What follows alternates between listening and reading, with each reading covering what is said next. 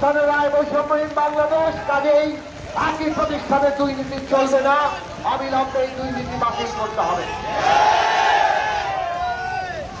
আমরা দেখছি প্রায় 50,000-এর মতো দৈনিক মজুরি ভিত্তিক শ্রমিক অথবা কর্মচারী, আজকে তাদের নামটা পর্যন্ত আপনারা ঠিক করেন নাই। তাদের পরিচয় কি? এই শ্রম ভবন দেশের শ্রমিকের অধিকার, তাদের আইন, তাদের সমস্ত কিছু পরিচালনার দায়িত্বে আছে। শ্রম ভবন, শ্রম মন্ত্রণালয় যে আইন দিয়েছে, সে আইন অনুযায়ী যারা কাজ করেন তাদের প্রত্যেকের কাজের পরিচয়, তাদের সুনির্দিষ্ট নিয়োগ নীতিমালা, তাদের অন্যান্য সমস্ত অধিকার নিশ্চিত করার কথা। ভোট সরকারেই আজকে আমরা ভূত দেখতে পাচ্ছি। বলে না যে শস্যের মধ্যে যদি ভূত থাকে তাহলে ভূত তাড়াবে কে? আজকে সরকারের মধ্যেই আমরা দেখতে পাচ্ছি সরকারি প্রতিষ্ঠানে একদিকে কর্মচারীরা আউটসোর্সিং প্রতিষ্ঠানের চলে, নানান ঠিকাদার প্রতিষ্ঠান আজকে মানুষের শ্রম নিয়ে ব্যবসা করে সরকারি প্রতিষ্ঠানে। অন্যদিকে দৈনিক মজুরি ভিত্তিক যে যারা নিয়োগ পান তাদের পরিচয় এখন পর্যন্ত ঠিক করা হয়। আমরা পরিষ্কার করে বলতে চাই, তারা শ্রমিক অথবা কর্মচারী যেভাবেই হোক তাদের সুনির্দিষ্ট পরিচয় নির্দিষ্ট করতে হবে, কারণ এই পরিচয় তাকে অধিকার দেয়। শ্রমিক হলেও সে ইউনিয়ন করতে পারে, কর্মচারী হলেও সে তার রেজিস্টার্ড সমিতি করতে পারে, কিন্তু আজকে তারা কোনো কিছুই করতে পারছে না, না ইউনিয়ন না সমিতি।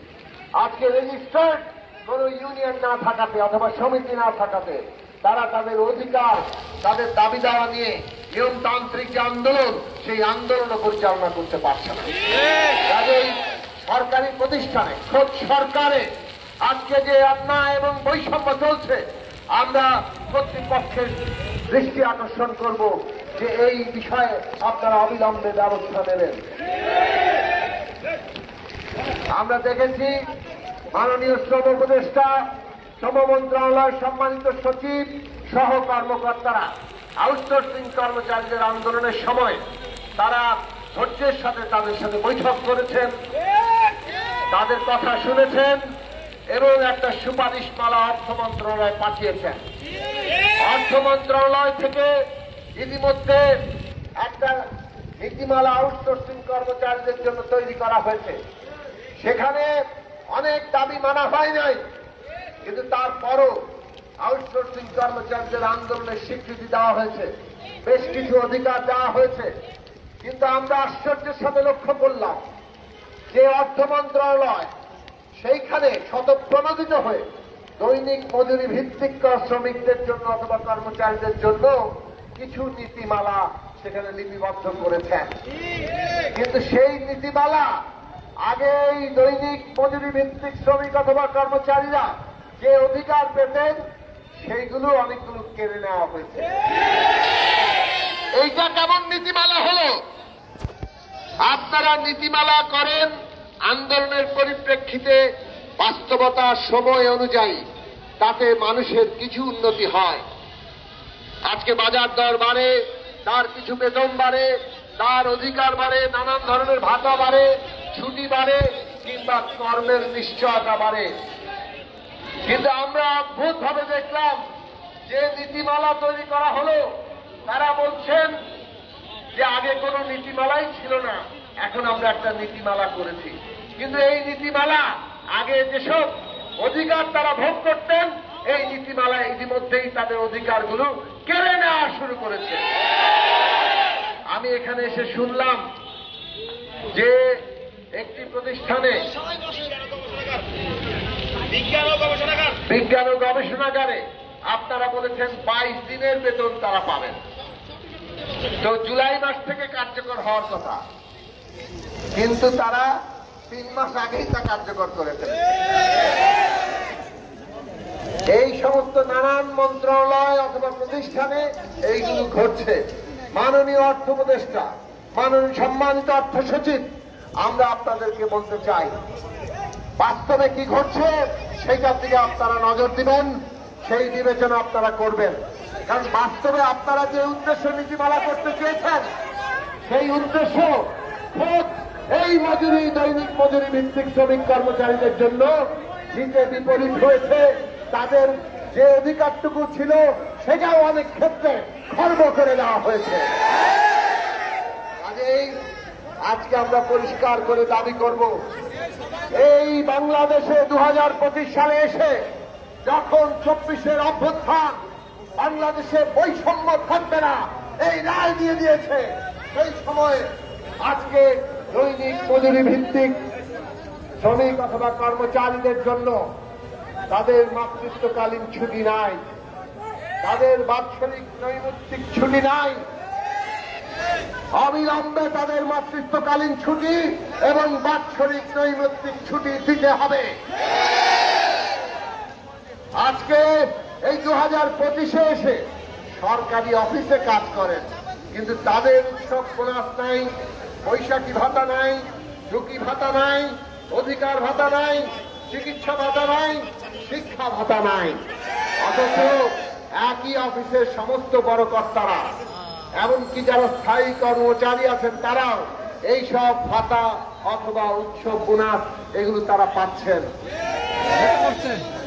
এইটা আপনাদের একটুও বিবেকে বাধে না যে যারা এখানে কাজ করছে, যাদের সেবা আপনারা গ্রহণ করছেন, যাদের সেবা ছাড়া আপনাদের অফিস চলে না বলেই তাদের সেবা আপনারা নিচ্ছেন, তাদেরকে এই সমস্ত অধিকার থেকে বঞ্চিত করছেন। কাজেই এটা কোনোভাবেই গ্রহণযোগ্য হয় না।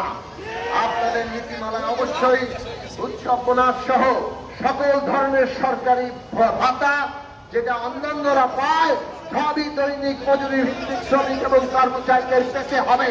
সেই অনুযায়ী আপনারা চাকরির নিশ্চয়তা, আমরা আউটসোর্সিং কর্মচারীদের আন্দোলনের সময় বলেছি, চাকরির নিশ্চয়তা প্রত্যেক মানুষের একটা মৌলিক অধিকার। শ্রমিকরা আন্দোলন করে চাকরির নিশ্চয়তার জন্য। আজকে সরকারি অফিসে চাকরির নিশ্চয়তা নাই।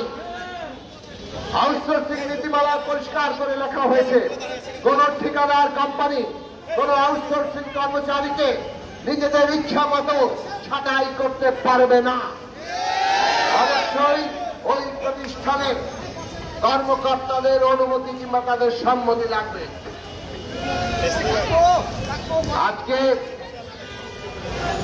দৈনিক মজুরি ভিত্তিক শ্রমিক কর্মচারী তাদেরকে অবশ্যই তাদের চাকরি যদি কেউ ছাঁটাই করতে হয়, তাদের বিরুদ্ধে কোনো অভিযোগ থাকে, অভিযোগের যথাযথ তদন্ত এবং পুরো একটি প্রক্রিয়া ছাড়া কাউকে যখন তখন ছাঁটাই করা যাবে না।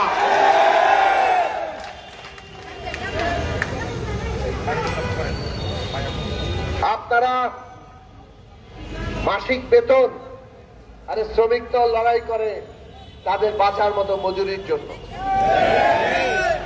বাঁচার মতো মজুরি মানে সম্মানজনক ভাবে বাঁচার মতো মজুরি।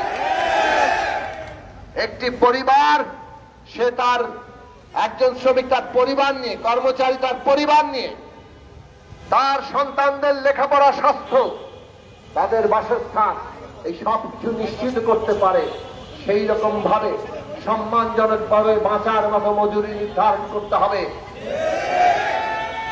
অন্যরা যদি 5% করে বাড়ে, কর্মকর্তাদের যদি ইনক্রিমেন্ট হয় বাড়ে, তাহলে শ্রমিকের কি বাড়া লাগে না?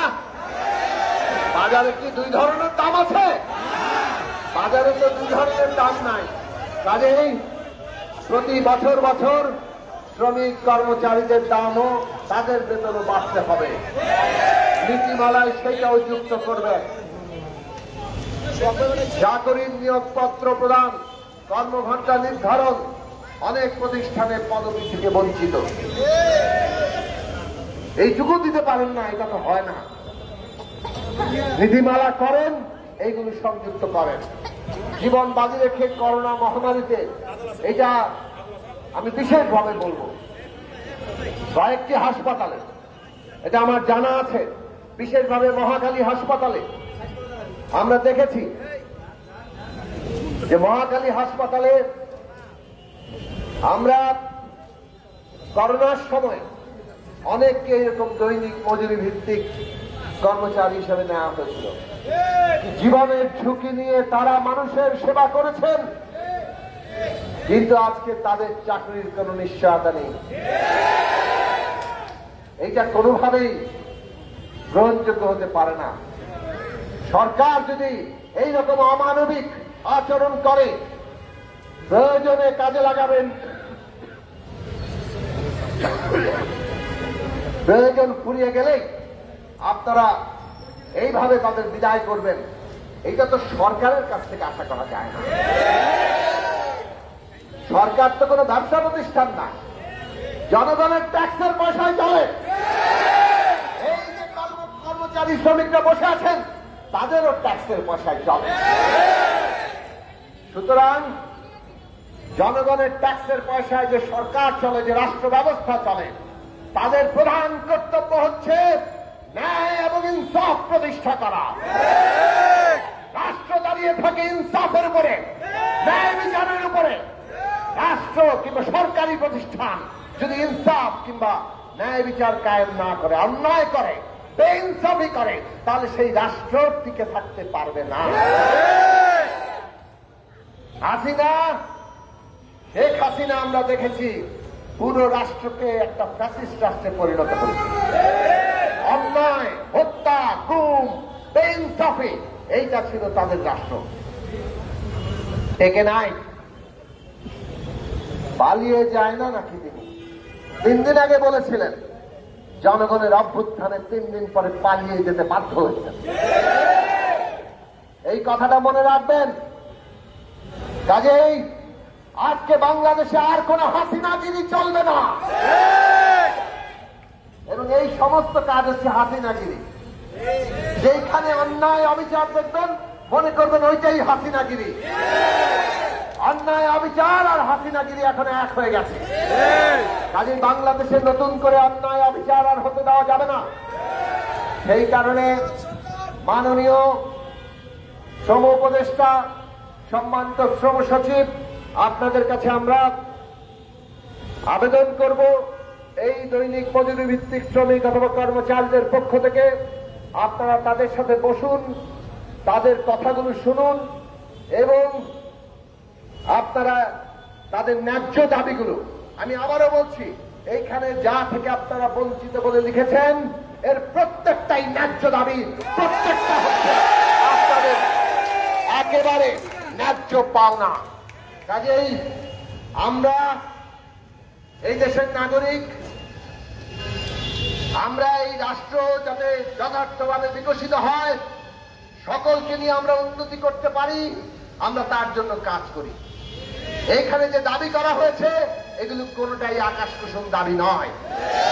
ইতিমধ্যে আপনাদের অফিসে কার্যকর আছে, কিন্তু এনাদের জন্য কার্যকর নাই। এইটা একটা বৈষম্য, এনারা এই বৈষম্য দূর করতে বলছেন। কাজেই আপনারা তাদের সাথে বসবেন, সুপারিশমালা তৈরি করবেন, এবং সেই সুপারিশ অর্থ মন্ত্রণালয়ে প্রেরণ করবেন, যাতে করে অর্থ মন্ত্রণালয় আপনাদের সুপারিশের ভিত্তিতে নতুন করে এই দৈনিক মজুরি ভিত্তিকদের জন্য তাদের নতুন করে নীতিমালা তৈরি করে। আমি আবারও আপনাদের দাবিগুলো পড়ব। মাতৃত্বকালীন ছুটি ও বাৎসরিক নৈমিত্তিক ছুটি এই নীতিমালায় রাখতে হবে। উৎসব বোনাস, বৈশাখী ভাতা, ঝুঁকি ভাতা, অধিকার ভাতা, অধিকার ভাতা, চিকিৎসা ভাতা এবং শিক্ষা ভাতা, যেগুলো সরকার ইতিমধ্যেই দেয়, সেগুলো এনাদের জন্য দিতে হবে। চাকরির নিশ্চয়তা দিতে হবে। বিনা কারণে কাউকে চাকরিচ্যুত করা যাবে না। কারো বিরুদ্ধে অভিযোগ থাকলে তাকে তদন্ত কমিটি গঠন করে যথাযথ প্রক্রিয়ায় তাকে তার বিরুদ্ধে ব্যবস্থা নিতে হবে। মাসিক বেতন প্রদান, সেটা দ্রব্যমূল্য এবং সমস্ত বাজার দর হিসেব করে সম্মানজনক বাঁচার মতো আপনাদের বেতন নির্ধারণ করতে হবে। বাৎসরিক বেতন বৃদ্ধির ইনক্রিমেন্ট এদের জন্য প্রযোজ্য করতে হবে। চাকরির নিয়োগপত্র এবং কর্মঘণ্টা নির্ধারণ, কর্মঘণ্টা নির্ধারণ তো 100 বছরের লড়াই। প্রতি বছর মে দিবস আসে, আমরা 8 ঘন্টা কর্মদিবসের জন্য লড়াই করি, দাবি করি, আর খোদ সরকারি অফিসেই আজকে অনেকের জন্য সে 8 ঘন্টা কর্মদিবস নাই।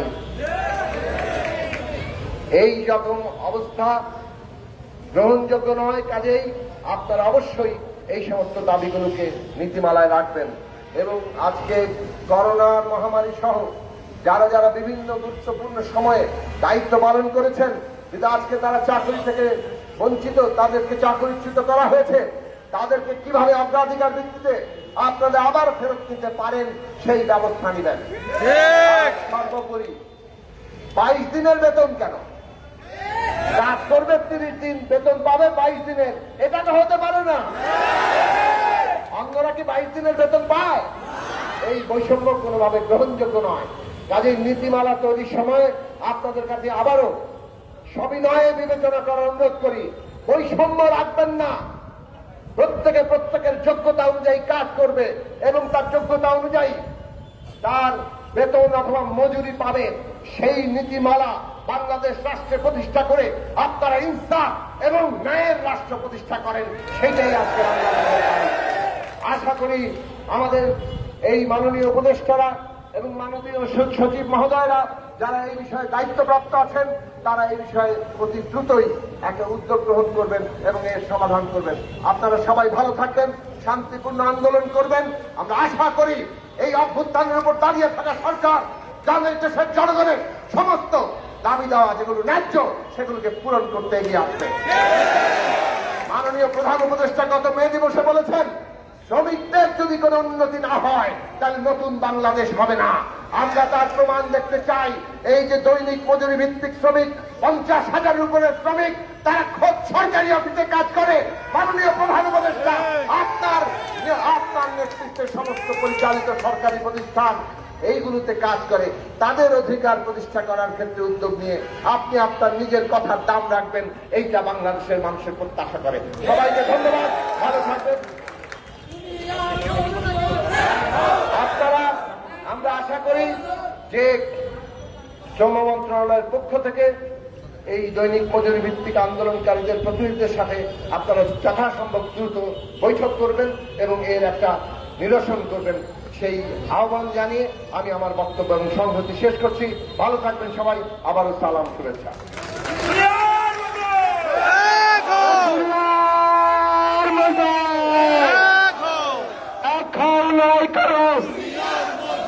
দুনিয়ার মজদুর 25-এর নীতিমালা মানি না, মানব না।